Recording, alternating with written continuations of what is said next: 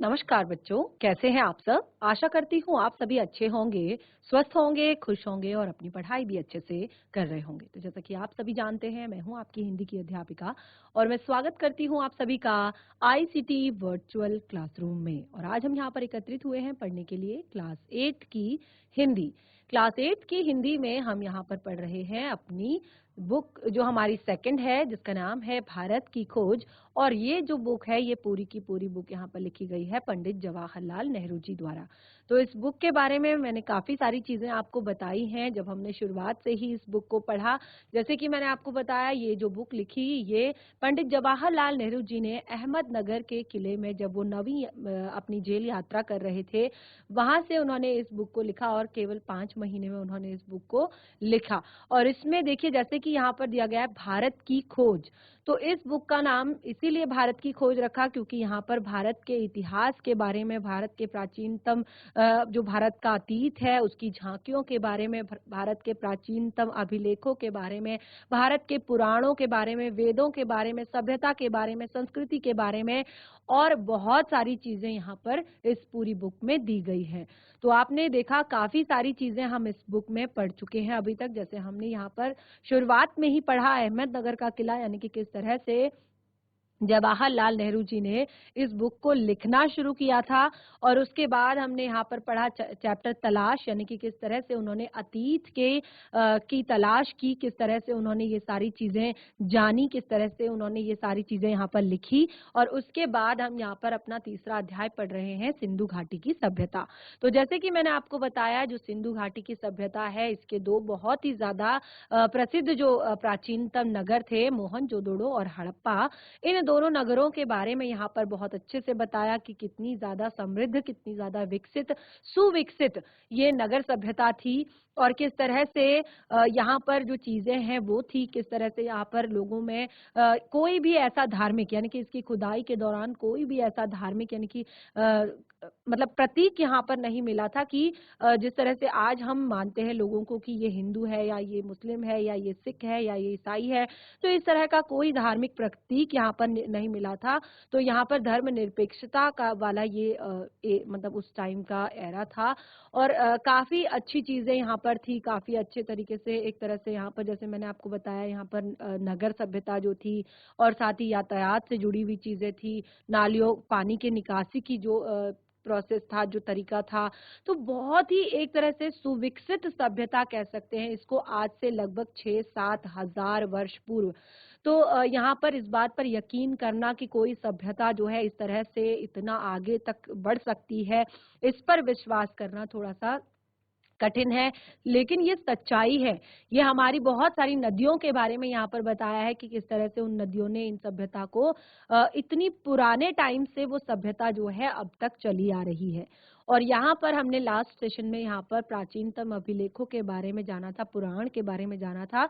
और आज अपने नए टॉपिक यहाँ पर वेद के बारे में पढ़ेंगे। तो चलते हैं स्मार्ट बोर्ड की तरफ, शुरू करते हैं अपने आज के सेशन को। सभी बच्चे ध्यान पूर्वक पढ़ेंगे, साथ ही समझने का प्रयास भी करेंगे।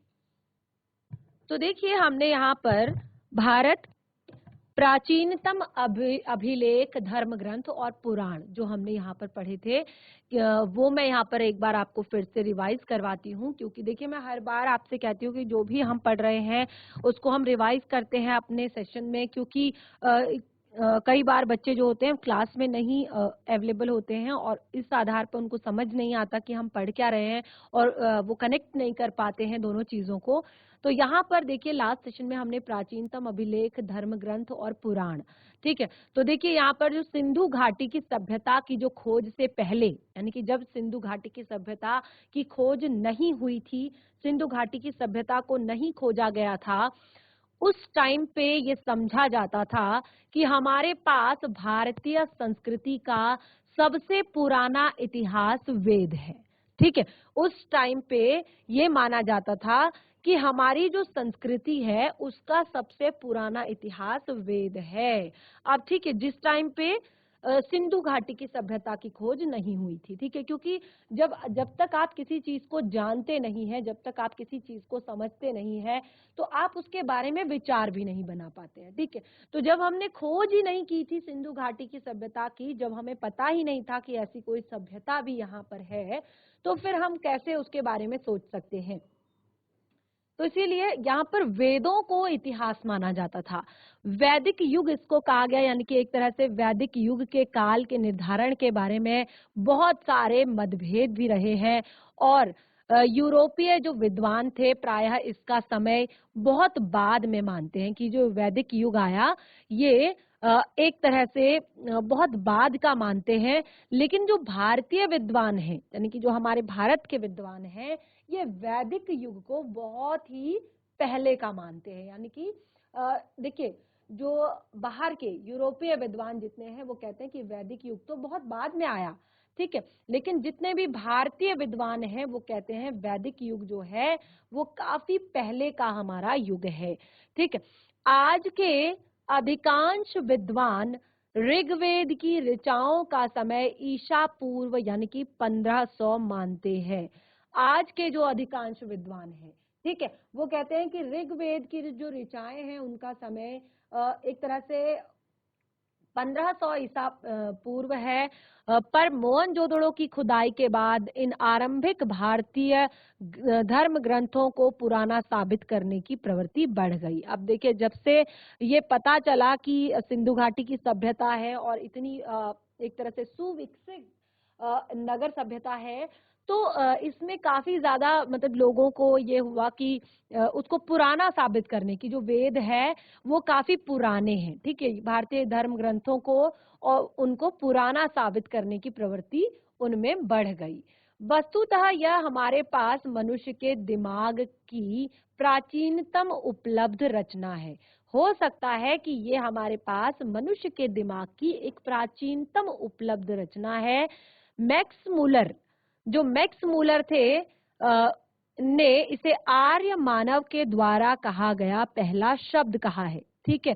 जो वेद है, ठीक है, ध्यान दीजिएगा, जो वेद है वो मैक्स मूलर जो था उसने आर्य मानव के द्वारा कहा गया पहला शब्द इसको कहा है। वेदों को आर्य मानव, जो आर्य थे उनके द्वारा कहा गया ये पहला शब्द उन्होंने इसे माना है, ठीक है। तो देखिए, भारत की समृद्ध भूमि में प्रवेश करने के समय आर्य अपने साथ उसी कुल के विचारों को लेकर आए थे जिससे ईरान में अवेस्ता की रचना हुई थी, और भारतीय धरती पर उन्होंने विचारों को पल्लवन किया। वेदों और अवेस्ता की भाषा में अद्भुत साम्य है, और ये भी कहा जाता है कि जो एक तरह से वेद भारत के अपने महाकाव्यों की संस्कृति की अपेक्षा अवेस्ता के अधिक निकट है, क्योंकि ये जो यहाँ पर जब आर्य आए तो उस टाइम पे ये अपने साथ जो है ईरान की जो रचना है अवेस्ता,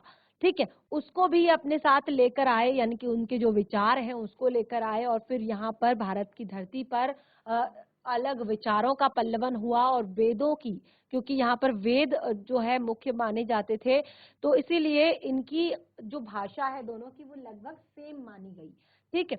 तो और साथ में यहाँ पर कहा भी गया है कि भारत जो है भारत का जो वेद है वो अपने महाकाव्यों की संस्कृति की अपेक्षा अवेस्ता की जो संस्कृति है उसके ज्यादा करीब है, उसके ज्यादा निकट है। अब देखिए, वेद है क्या, ठीक है, वेदों को पढ़ते हैं तो जो बहुत से हिंदू होते हैं वो वेदों को प्रकाशित धर्म ग्रंथ मानते हैं, ठीक है। अब देखिए, जो आज का मनुष्य है वो वेदों को प्रकाशित धर्म ग्रंथ मानता है कि अपने धर्म के जो ग्रंथ हैं जितने भी जो प्रकाशित हुए हैं उन्हें मानता है, और उनका असली महत्व इस बात का उद्घाटन करने के कारण है कि विचारों की आरंभिक अवस्था, देखिए उनका जो जो मेन महत्व है वो इस बात को उद्घाटित करने में है, इस बात को आगे लाने में है कि विचारों की आरंभिक अवस्था में मानव मस्तिष्क ने कैसे अपने आप को व्यक्त किया था। जब विचारों की आरंभिक अवस्था थी, जब मनुष्य ने सोचना शुरू किया था, जब मनुष्य ने विचार करना शुरू किया था, अब देखिए आप यहाँ पर जब हम मानव विकास को की प्रक्रिया को जब हम पढ़ते हैं तो हम कहते हैं कि पहले जो मनुष्य था वो आदि मानव था। वो जंगलों में रहता था, गुफाओं कंदराओं में रहता था, कच्चा मांस खाता था और बिल्कुल उसके पास कोई भी इस तरह की चीजें नहीं थी और वो पत्थरों के हथियार बनाता था। और धीरे धीरे धीरे उसने क्या किया, आग जलाना सीखा, उसके बाद उसने समूह में रहना सीखा, उसके बाद उसने छोटी छोटी झोपड़ियां बनाकर रहना सीखा, पशुओं को पालना सीखा, खेती करना सीखा। तो धीरे धीरे उसमें समझ विकसित होने लगी, सूझबूझ, यानी कि वो अपने मस्तिष्क का प्रयोग धीरे धीरे करने लगा।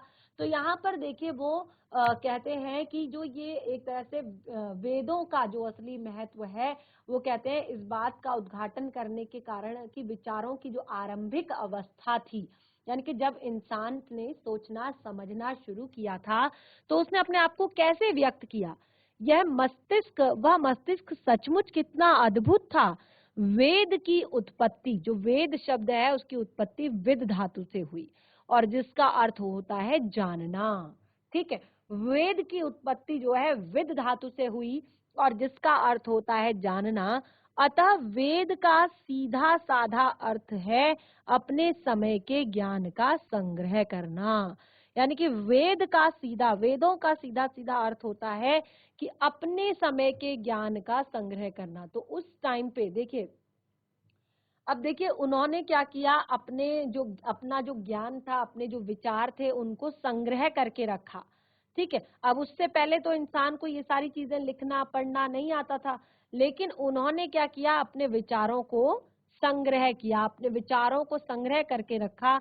और देखिए उन उन सब में ना तो मूर्ति पूजा, ना ही कोई देव मंदिर, वैदिक युग के आर्यों में जीवन के प्रति एक उमंग थी और आत्मा पर बहुत कम उन्होंने ध्यान दिया। अब देखिए जो वैदिक युग था उस टाइम पे लोगों के मन में बहुत ही ज्यादा उमंग थी। तो देखिए जो वेद है उसमें बताया गया है कि इसमें ना तो किसी मूर्ति पूजा पर डिस्कस किया गया है, ना ही किसी देव मंदिर के बारे में डिस्कस किया गया है। जबकि यहाँ पर जो आर्यों का जीवन था उस टाइम पे, वैदिक युग जो था, तो उन्होंने बहुत ही ज्यादा, उनके जीवन में उमंग थी, उन्होंने आत्मा पर एक तरह से बहुत कम विश्वास किया था, कम ध्यान दिया था। और वे मृत्यु के बाद, ठीक है, मृत्यु के बाद किसी प्रकार के अस्तित्व में बहुत अस्पष्ट ढंग से विश्वास रखते थे। यानी कि मृत्यु के बाद जो मनुष्य का अस्तित्व रहता है उसमें एक अस्पष्ट ढंग से विश्वास रखते थे, यानी कि क्लियर नहीं थी कुछ भी चीजें कि मृत्यु के बाद जो आत्मा होती है उसका क्या होता है। ठीक है, तो इस पर वो बहुत ही कम विश्वास करते थे। पहला वेद, देखिए 4 वेद हमारे होते हैं, ठीक है, जिसमें पहला वेद ये ऋग्वेद, यजुर्वेद, सामवेद, अथर्ववेद, 4 आपके वेद होते हैं। और 4 वेदों में ऋग्वेद, यानी कि जो शायद मानव की पहली पुस्तक रही होगी, जो ऋग्वेद था वो शायद मानव की पहली पुस्तक है। इसमें हमें मानव मन के आरंभिक उद्गार मिलते हैं। जो ऋग्वेद है उस टाइम पे ये जो है पहली पुस्तक थी, फिर उसके बाद यजुर्वेद, फिर आया सामवेद, फिर आया अथर्ववेद। ठीक है, तो यहाँ पर ऋग्वेद जो है ये मानव जाति की पहली पुस्तक है। इसमें मानव मन के सबसे आरंभिक उद्गार, कि किस तरह से मानव के मन में सबसे पहले विचार कैसे आते थे, किस तरह का मनुष्य था वो, कैसे विचार उसके थे। तो और साथ ही काव्य प्रवाह मिलता है और प्रकृति के सौंदर्य और रहस्य के प्रति हर्षोन्माद मिलता है। और इसके अलावा हमें मनुष्य के उन साहसिक कारनामों का रिकॉर्ड भी इनमें मिलता है जो लंबे समय पहले किए गए थे। और यहाँ पर बताते हैं कि यहीं से भारत की एक ऐसी तलाश प्रारंभ की गई जो उसके बाद कभी भी समाप्त नहीं हुई। यानी कि जब ये पहली पुस्तक सब लोगों ने पढ़ी, जब इस पहली पुस्तक को सब लोगों ने जाना, तो एक तरह से ये काफी ज्यादा प्रचलित हुई, काफी ज्यादा लोगों ने इसको पढ़ा और शायद तभी से भारत की जो असली तलाश है वो शुरू हुई कि आखिर भारत क्या है। ठीक है, तो यहाँ पर देखिए बताया गया है कि सभ्यता के उषा काल में ही प्रबल और सहज कल्पना से संपन्न लोग, सभ्यता के उषा काल में, यानी कि जब सभ्यता का उदय हो रहा था। उषा काल क्या होता है? जैसे हमारे दिन में सूर्य का उदय होता है ना, तो ऐसे ही सभ्यता का उदय, यानी कि सभ्यता अभी नई नई बन रही थी, नया नया सभ्यता का उदय हो रहा था। तो सभ्यता के उषा काल में ही प्रबल, सहज कल्पना से संपन्न लोग थे, जीवन में छिपे हुए अनंत रहस्यों को जानने में सजग हुए। उन्होंने अपनी सहज अवस्था के कारण प्रकृति के प्रत्येक तत्व शक्ति में देवत्व का आरोप किया, पर इसमें साहस और आनंद का अभाव था। बहुत से पश्चिमी लेखकों ने इस ख्याल को बढ़ावा दिया कि भारतीय लोग परलोक परायण हैं।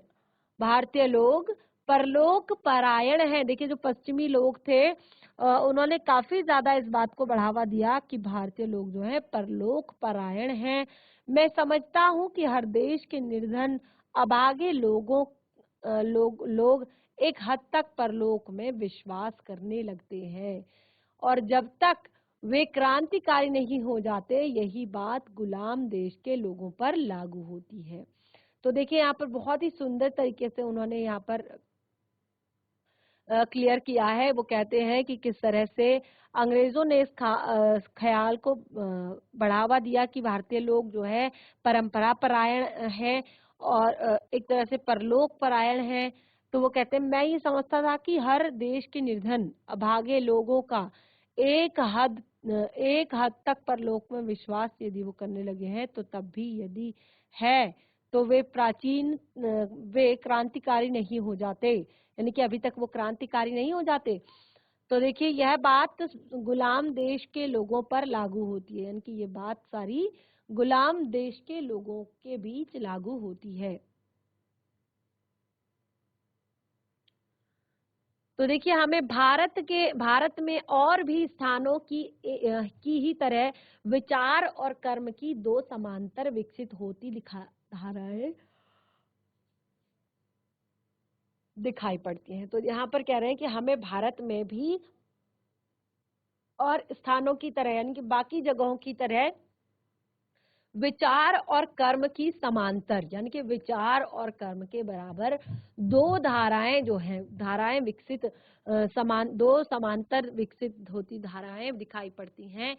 एक जो जीवन को स्वीकार करती है और जो दूसरी जीवन से बचकर निकल जाना चाहती है, यानी कि एक धारा जो कि जीवन को स्वीकार करती है और दूसरी धारा जो जीवन को बचाकर निकल जाना चाहती है।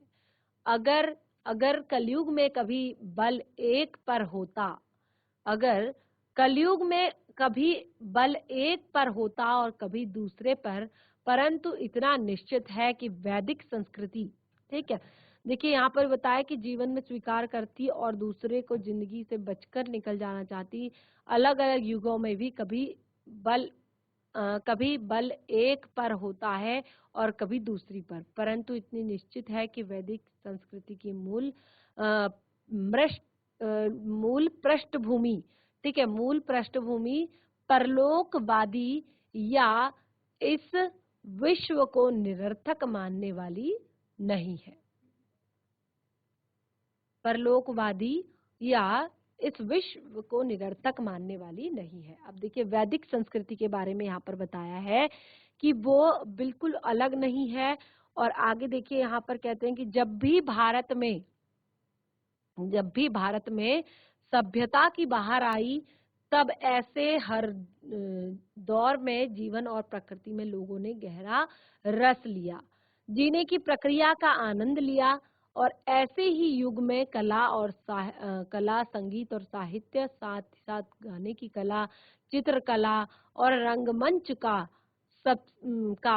विकास हुआ। देखिए, तो इतनी सारी चीजें चल रही थी और इन्हीं सभी के बीच जो है कला का, संगीत का, साहित्य का और साथ ही गाने नाचने का की जो कला है, चित्रकला जो है, रंगमंच जो सब का विकास हुआ, चित्रकला और रंगमंच सबका विकास हुआ।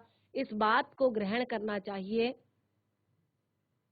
करना मुमकिन नहीं है। देखिए, इस बात को ग्रहण करना मुमकिन नहीं है कि कोई भी संस्कृति, कोई भी जो है संस्कृति या जीवन दृष्टि जिसका आधार परलोक हो या तो विश्व को व्यर्थ की या तो परलोक हो या जो विश्व को व्यर्थ मानती हो, वह सशक्त और विधिता पूर्ण जीवन की अभिव्यक्ति के इतने रूपों की रचना कर सकती है। तो देखिए, यहाँ पर काफी सारी चीजें हमने आपको बताई वेदों के बारे में कि किस तरह से वेद जो है कैसे इंसान की जो अभिव्यक्ति है।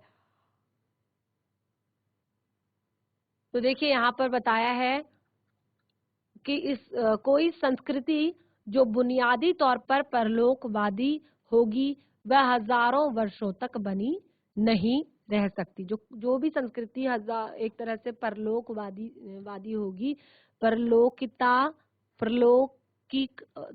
प्रलौकिकतावादी होगी, वह हजारों वर्षों तक नहीं बनी रह सकती। तो देखिए, भारतीय संस्कृति की निरंतरता, अगला जो टॉपिक है वो है भारतीय संस्कृति की निरंतरता, यानी कि किस तरह से भारतीय संस्कृति में जो है निरंतरता बनी हुई है। और जैसे मैंने यहाँ पर आपको बताया कि कुछ जो चीजें हैं वो बिल्कुल भी चेंज नहीं हुई है। 5000 वर्ष 6000 वर्ष के बाद भी बिल्कुल तरीके थोड़ा सा बदल गए हैं, लेकिन इतनी ज्यादा अच्छे से चलने वाली सभ्यता संस्कृति जो है वो हमारे भारत की ही सभ्यता हो सकती है। तो देखिए, कहा है मैं आरंभ में ही एक ऐसी सभ्यता और संस्कृति की शुरुआत, हमें आरंभ में ही एक सभ्यता संस्कृति की शुरुआत दिखाई पड़ती है जो तमाम परिवर्तनों के बावजूद भी बनी हुई है। इस समय मूल आदर्श आकार ग्रहण करने लगते हैं। इस समय पे जो है मूल आदर्श जो है हमारे वो आकार ग्रहण करने लगते हैं और साहित्य, दर्शन, कला, नाटक, और नाटक जीवन के तमाम क्रियाकलापों इन आदर्शों और विश्व दृष्टि के अनुकूल चलने लगते हैं। ठीक है, तो यहाँ पर क्या कहा है कि हमने दर्शन, कला और नाटक तथा जीवन के आरंभिक जो तमाम क्रियाकलाप हैं उन आदर्शों और विश्व स्थिति के अनुकूल चलने लगते हैं। तो देखिए, यहाँ पर आगे पढ़ते हैं, जो बाद में बढ़ते और असह्य हो जाते हैं। ये जो प्रवृत्ति है यह आधुनिक युग की जाति व्यवस्था है। ये जो प्रकृति है ये आधुनिक युग की जाति व्यवस्था है। यह व्यवस्था एक खास युग की परिस्थितियों के लिए बनाई गई है। इसका उद्देश्य है कि उस समय समाज व्यवस्था को मजबूत बनाना। इसकी व्यवस्था ये है कि उस समय पर समाज जो व्यवस्था है उसे मजबूत बनाना और उसे शक्ति और संतुलन प्रदान करना। ये सारी चीजें किस तरह से शक्ति और संतुलन प्रदान किया जाता है और समाज में व्यवस्था और मानव मन के लिए कारगर बनी है। अब देखिए, आगे बताया है, फिर भी यह व्यवस्था लंबे समय तक बनी रही। उस ढांचे के भीतर रहते हुए भी दिशाओं में विकास करने की मूल प्रेरणा थी मेनवान थी कि उसका प्रसार। ठीक है, प्रेरणा इतनी प्राणवान थी कि उसका प्रसार सारे भारत में और उससे भी आगे पूर्वी समुद्रों तक हुआ। ठीक है, इसके विकास करने की जो मूल प्रेरणा थी वो इतनी प्राणवान थी कि पूरे भारत में उससे अधिक पूर्वी समुद्रों तक हुआ उसका जो प्रसार था। फिर भी व्यवस्था लंबे समय तक बनी रही। उस ढांचे के भीतर बने रहते हुए भी सभी दिशाओं में विकसित करने की मूल प्रेरणा शुरू हुई और इतनी प्राणवान थी, यानी कि इतनी प्राणवान थी ये प्रेरणा कि उसका प्रसार सारे भारत में और उससे आगे बढ़कर पूर्वी समुद्र तक इतिहास के इस लंबे दौर में भारत अलग थलग नहीं रहा। और ये जो इतिहास का इतना लंबा दौर था, इसमें भारत कभी भी जो है अलग थलग नहीं रहा। उसका संपर्क जो है अपनी संस्कृति से, अपने सभ्यता से बना रहा। और 3-4 हजार वर्षों का यह सांस्कृतिक विकास और उसका अटूट सिलसिला अद्भुत है। तो देखिए यहाँ पर बताया गया है कि 3-4 हजार वर्षों पहले, देखिए यहाँ पर अभी 3-4 हजार कह दिया है, तो आप इसको 4-5 हजार भी कह सकते हैं, वर्षों पहले यह सांस्कृतिक विकास और उसका जो अटूट सिलसिला है वो अद्भुत है। तो ये तो थे हमारे सारे वेद, और अब हम यहाँ पर उपनिषदों के बारे में पढ़ेंगे। अगला हमारा जो टॉपिक है वो है हमारा, आप देख सकते हैं यहाँ पर, उपनिषद।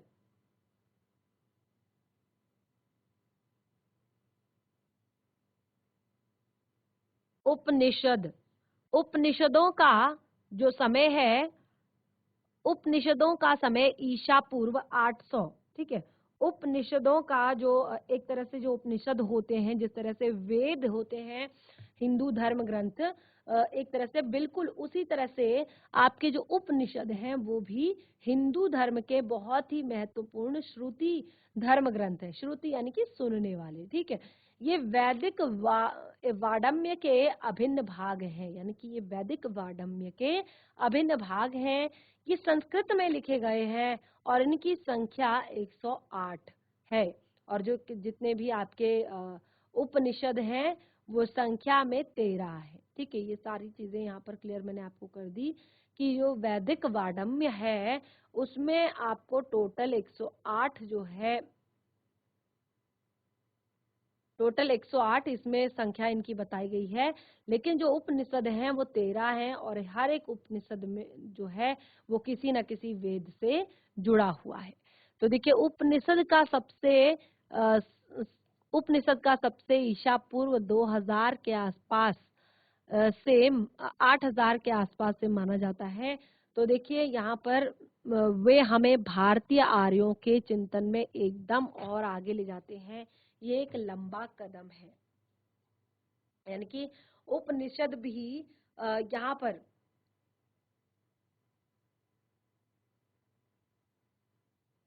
उपनिषद भी एक भारतीय हिंदू धर्म एक तरह से श्रुति महाग्रंथ है। और जैसे मैंने आपको बताया कि वे वैदिक वाडम्य का अटूट अभिन्न भाग है, और ये संस्कृत में लिखे गए हैं। इनकी व्याख्या जो है, जैसे मैंने आपको बताया कि 108 और मुख्य उपनिषद 13, ठीक है।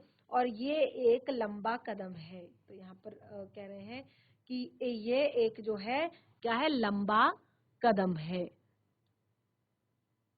आगे बढ़ते हैं।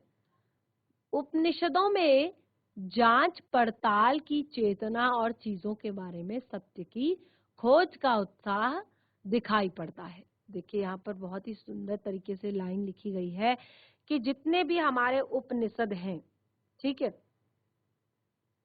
जितने भी उपनिषद हैं उनके बारे में बताया है, उनकी चेतना की और उनके पड़ताल और उनकी चीजों के बारे में सत्य की खोज, उनकी चीजों के बारे में सत्य की खोज का उत्साह दिखाई पड़ता है।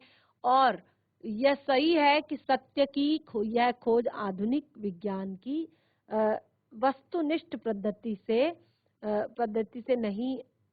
नहीं गई, फिर भी उनके दृष्टिकोण में वैज्ञानिक भारतीय पद्धति का तत्व मौजूद है। वे किसी किस्म के ठहराव को अपने रास्ते में नहीं आने देंगे। उनका जोर अनिवार्य रूप से आत्मबोध पर है। तो देखिए जो उपनिषद है ना, ये भी आपके हिंदू धर्म के महत्वपूर्ण श्रुति धर्म ग्रंथ हैं, सुनने वाले धर्म ग्रंथ हैं, वैदिक वाडम्य के अभिन्न अंग हैं। ये सारी चीजें संस्कृत में लिखी गई हैं और लगभग 1008 है, किंतु मुख्य उपनिषद 13 है, ठीक है। तो ये काफी चीजें मैंने यहाँ पर आपको क्लियर कर दी हैं। आधुनिक भारत की वस्तुनिष्ठ पद्धति जो आधुनिक भारत है, इसकी वस्तुनिष्ठ पद्धति से नहीं की गई, फिर भी उसके दृष्टिकोण में वैज्ञानिक पद्धतियों का महत्वपूर्ण है। वे किसी भी किस्म के ठहराव को अपने रास्ते में नहीं आने देते। उनका जोर अनिवार्य रूप से आत्मबोध पर है। उनका जो जोर है वो अनिवार्य रूप से एक तरह से यहाँ पर कहा कि व्यक्ति की आत्मा परमात्मा संबंधित ज्ञान है, और इन दोनों का मूलतः इन दोनों को मूलतः एक कहा गया है। और बाह्य वस्तु जगत को मिथ्या तो नहीं कहा गया है, पर उससे सापेक्ष रूप में सच कहा गया है। आंतरिक सच एक जो आंतरिक सच है वो एक पहलू के अर्थ में, ठीक है। तो सारी चीजें जो है यहाँ पर क्लियर नहीं की गई है। बाह्य जैसे हमने बताया वस्तु जगत की मिथ्या को नहीं को नहीं कहा जाता है, पर उसे सापेक्ष रूप में सत्य कहा गया है, आंतरिक सत्य के एक पहलू के अर्थ में, ठीक है। यहाँ पर जो आंतरिक सत्य है उसके एक पहलू के अर्थ में। आगे बढ़ते हैं। उपनिषदों का सामान्य झुकाव। उपनिषदों का सामान्य झुकाव अद्वैतवाद, ध्यान दीजिएगा, अद्वैतवाद की ओर और सारे दृष्टिकोण का इशारा यही मालूम होता है कि उस समय जिन मतभेदों के कारण भयंकर वाद विवाद हो गए थे, और उन्हीं अतः किसी भी तरह का काम किया जाए, यानी कि जो उस टाइम पे थोड़ा बहुत मतभेद हुए, उन मतभेदों के कारण वो कहते हैं यही मालूम होता है कि वाद विवाद भयंकर हुए थे, और वो कहते हैं किसी भी तरह का काम किया जाए। जवाहरलाल नेहरू जी कहते हैं कि यहाँ पर हम बताया है कि एक तरह से उस समय मतभेदों के कारण भयंकर विवाद हो रहा था, उन्हें किस तरह का काम किया जाए, यह सामंजन का रास्ता है। जादू टोने में दिलचस्पी या उसी किस्म के लोकांतरों को सुखी से निरुत्साहित किया। देखिए सख्ती से यहाँ पर क्या बताया गया है कि यह सामंजन का रास्ता है। जादू टोने में दिलचस्पी या उसी के कारण ज्ञान को शक्ति से निरुत्साहित किया गया, और बिना सच्चे ज्ञान के कर्म कांड और पूजा पाठ को व्यर्थ बताया गया। तो देखिए यहाँ पर काफी सारी चीजें यहाँ पर उपनिषदों में लिखी गई है। आगे की चीजों को हम पढ़ते हैं। उपनिषदों की प्रमुख विशेषताएं।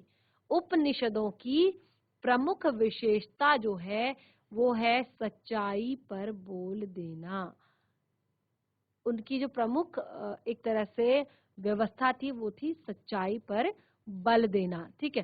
सच्चाई पर बल देना यानी कि सच्चाई को जिताने की कोशिश करना, सच्चाई को आगे लेकर आना, यही है सच्चाई पर बल देना। उपनिषदों की मशहूर प्रार्थना, उपनिषदों की मशहूर प्रार्थना में आकाश और गंगा की ही कामना की गई है। यहाँ पर जो एक तरह से इनकी प्रकाश, और देखिए जो इनकी प्रार्थना है उसमें प्रकाश और ज्ञान की कामना की गई है।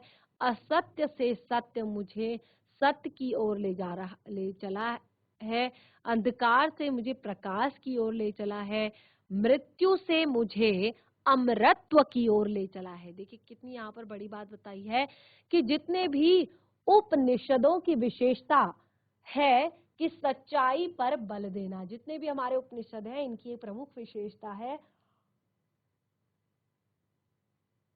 सच्चाई पर बल देना। उपनिषदों की मशहूर प्रार्थना, देखिए जो उपनिषद थे उनकी मशहूर प्रार्थना क्या थी? मैं प्रकाश और ज्ञान की ही कामना की गई है। मैं प्रकाश, जो उनकी प्रार्थना थी उनमें ज्ञान की ही कामना की गई है। असत्य से वो कहते हैं मुझे, उनकी जो प्रार्थना थी वो कुछ इस तरह की थी कि असत्य से मुझे सत्य की ओर ले चल, अंधकार से मुझे प्रकाश की ओर ले चल, मृत्यु से मुझे अमरत्व की ओर ले चल। और वो कहते हैं कि बार बार हमें हमें एक बेचैन मन झांकता दिखाई पड़ता है, जो निरंतर किसी खोज में, किसी प्रश्न के उत्तर को पाने के लिए लगा हुआ है। वो कहते हैं ऐतरेय ब्राह्मण में इस लंबी अनंत अनिवार्य यात्रा के बारे में एक स्रोत, हर श्लोक का अंत इस टेक से होता है, चरैवति चरैवति हे यात्री, इसीलिए चलते रहो चलते रहो चलते रहो। तो देखिए वो कहते हैं कि यहाँ पर उन्हें एक स्रोत जो है, अनिवार्य यात्रा के रूप में एक स्रोत जो है, वो कहते हैं हर श्लोक का अंत जो है इस टेक से होता है, और टेक जो है वो है चरैवति चरैवति हे यात्री, इसीलिए चलते हो चलते रहो। ठीक है, तो यहाँ पर काफी अच्छे तरीके से भारत के इतिहास को दिखाया है, वहाँ के वेदों को, उपनिषदों को, पुराणों को यहाँ पर बताया है। और उसके बाद देखिए जो यहाँ पर काफी सारी और चीजें हमें यहाँ पर क्लियर की इस पाठ में उन्होंने। अब देखिए इसी पाठ का हमारा जो अगला पाठ है वो है व्यक्तिवादी दर्शन के लाभ और हानियां। जो व्यक्तिवादी दर्शन होता है उसके लाभ और हानियां।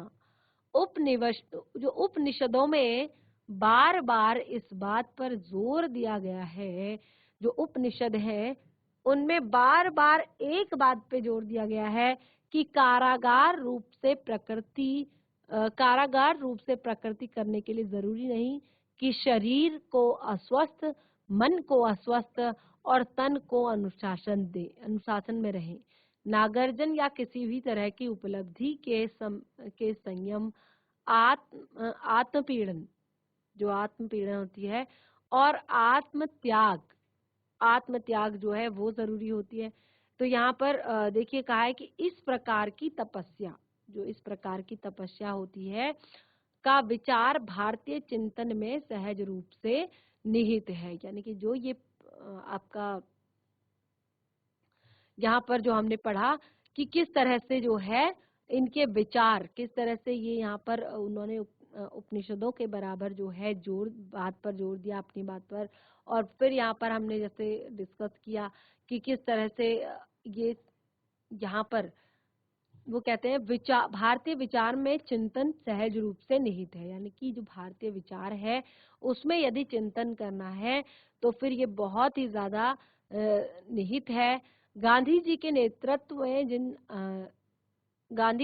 नेतृत्व में जिन आंदोलनों ने भारत को हिला दिया, उनके पीछे जो मनोवृत्ति काम कर रही है। ठीक है, तो देखिए यहाँ पर बताया कि जिन भारतीय जो चिंतन है में सहज रूप से निहित है। गांधी के नेतृत्व में जिस विचार, वो कहते हैं गांधी के नेतृत्व में जिन आंदोलनों ने भारत को हिलाया, उनके पीछे एक मनोवृत्ति काम करती है। उसकी सहायता के लिए, समझ के लिए इस विचार को समझना जरूरी है। तो देखिए यहाँ पर बताया कि किस तरह से हमें इन विचारों को समझना जरूरी है। और देखिए यहाँ पर कहा भारतीय आर्य। ठीक है, उस टाइम पे अब देखिए क्योंकि वो आर्य थे, वो शुरुआत में ही यहाँ आ चुके थे, तो इन्हें यहाँ पर क्या कहा गया, भारतीय जो है आर्य कहा गया। अपने से भिन्न औरों के विश्वासों और जीवन शैलियों के प्रति चरम सहनशीलता के कारण। ठीक है, यहाँ पर क्या था कि अपना विचार, अपने एक तरह से आर्य अपने विभिन्न औरों और विश्वासों के जीवन शैली के प्रति चरम सहनता के कारण उनके झगड़ों को बचाते रहे, जो अक्सर समाज की एक तरह से समाज को यहाँ पर खंड खंड कर देते हैं। यानी कि सबको, समाज में सबको अलग कर देते हैं। तो कहते हैं उन्होंने एक तरह का संतुलन बनाए रखा है। यहाँ पर उन्होंने कहा कि ये एक तरह का संतुलन उन्होंने बना रखा है, इस एक तरह के संतुलन में वो बनाए गए हैं। अब देखिए वो कहते हैं कि एक व्यापक ढांचे के भीतर, अब देखिए जो उनका कुटिया था जहाँ पर वो रहते थे, तो एक व्यापक ढांचे के भीतर लोगों ने अपने पसंद की जिंदगी बसर करने की काफी छूट देकर एक प्राचीन और अनुभवी जात की समझदारी का परिचय दिया। उसकी ये उपलब्धियां बहुत अनोखी थी। तो देखिए यहाँ पर जो अद्भुतियाँ ली उन्होंने वो यहाँ पर बहुत ही अनोखी थी, लेकिन इसके उनके इस व्यक्तिवाद का परिमाणिक यह हुआ कि उन्होंने मनुष्य के सामाजिक पक्ष पर समाज के प्रति उसके कर्तव्य का नाम बताया। तो देखिए यहाँ पर उन्होंने कहा कि समाज के प्रति इसके क्या कर्तव्य हैं, उस पर उन्होंने काम कराया और उस पर उन्होंने ध्यान दिया। और इसी तरह से वो कहते हैं हर व्यक्ति के लिए जीवन में बांटना और बंधा हुआ है। उसके मन में एक समाज की न कोई कल्पना थी, ना ही उसके प्रति कोई दायित्व का बोध था। इस बात का कोई भी प्रयास नहीं किया गया कि वह समय के साथ एकात्मता महसूस कर सके। इस विचार का विकास आधुनिक युग में हुआ था। ये जो विचार है, इसका विकास आधुनिक युग में हुआ था और किसी प्राचीन समाज को यह नहीं मिलता। इसीलिए प्राचीन भारत में इसकी उम्मीद करना गैर मुनासिब होगा। ठीक है, ये जो विचार है, इसका प्राचीन भारत में इसके बारे में सोचना गैर मुनासिब होगा। व्यक्तिवाद, अलगाववाद, ऊंच नीच पर आधारित जातिवाद पर भारत में कहीं न कहीं बल दिया जाता है और भारत में हमारी जनता का दिमाग इस प्रवृत्ति का बंदी बन गया है और हमारे पूरे इतिहास में यह एक बहुत बड़ी कमजोरी रही। यह कहा जाता है कि जाति व्यवस्था में शक्ति के बढ़ाने के साथ साथ हमारी बौद्धिक जड़ता भी बढ़ती गई और जाति की रचनात्मकता शक्ति धुंधली चली गई। तो देखिए किस तरह से हमने यहाँ पर वेद और उपनिषदों के बारे में पढ़ा और उनके महत्व को जाना कि कितने ज्यादा महत्वपूर्ण थे वो उस टाइम पे और कितने ज्यादा महत्वपूर्ण है वो अब, और क्या क्या चीजें हमने उनसे सीखी, किस तरह के विचार हमने उससे बनाए और इस तरह से बहुत सारी चीजें आज हमने यहाँ पर पढ़ी। और देखिए चैप्टर आपको तभी समझ में ज्यादा अच्छे से आएगा जब आप इसको घर पर एक बार रिवाइज भी करेंगे। तो आज का भी आपका होमवर्क है कि जितना भी हमने पढ़ा है उस चैप्टर को घर पर रिवाइज कीजिए। बाकी का टॉपिक आप देखेंगे, नेक्स्ट टॉपिक है हमारा भौतिकवाद, जिसको हम कंटिन्यू करेंगे अपने नेक्स्ट सेशन में। तब तक के लिए धन्यवाद। आपका दिन शुभ हो।